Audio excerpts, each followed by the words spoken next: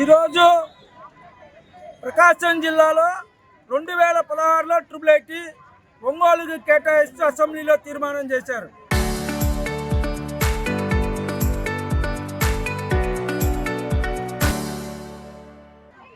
అప్పటి ముఖ్యమంత్రి నారా చంద్రబాబు నాయుడు, ప్రస్తుత ముఖ్యమంత్రి నారా చంద్రబాబు నాయుడు గారు, అదేవిధంగా రాష్ట్ర విద్యాశాఖ మంత్రి నారా లోకేష్ గారు మీకు ఒకటే క్వశ్చన్, మీరు పాదయాత్ర చేసేటప్పుడు హామీ ఇచ్చారు కదా, ఒంగోలులో ట్రిపుల్ ఐటీ ఉంటుంది, ఒంగోలులోనే కొనసాగిస్తాం, యూనివర్సిటీకి నిధులు ఇస్తామని చెప్పారు కదా.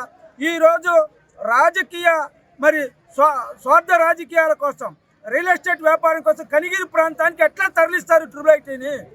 అంటే రాజకీయ నాయకుల పిల్లలేమో ఇతర రాష్ట్రాల్లో చదువుతారు, వీళ్ళు పేద వర్గాలకు సంబంధించిన విద్యార్థులైనా మంచినీళ్ళు లేని ప్రదేశం ఫ్లోరైడ్ ప్రాంతమైన కనిగిరి ప్రాంతంలో ట్రిపుల్ ఐటీ మార్చడం వల్ల విద్యార్థులు అసలు చదవటానికి కూడా వీలు పడే పరిస్థితి ఉంది.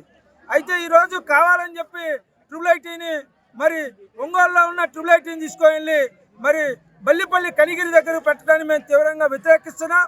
దానిలో భాగంగా విద్యార్థులందరూ కూడా ఈరోజు తరగతులు బహిష్కరించి నల్ల రిబ్బన్లు పెట్టుకొని నారా లోకేష్ గారు మంత్రి గారికి మనవి చేస్తున్నాం. అయ్యా నారా లోకేష్ గారు, ఈరోజు ఈ పిల్లల్ని మంచి భవిష్యత్తు వైపు నడిపించండి, ఒంగోలులోని ట్రిపుల్ ఐటీ కొనసాగించే విధంగా మీరు సహకరించాలని చెప్పి నినాదాలు చేయడం జరిగింది.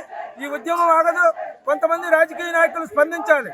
ఈరోజు కొంతమంది local to global news at your finger tips, మీ చేతిలో ఒక ఆయుధం.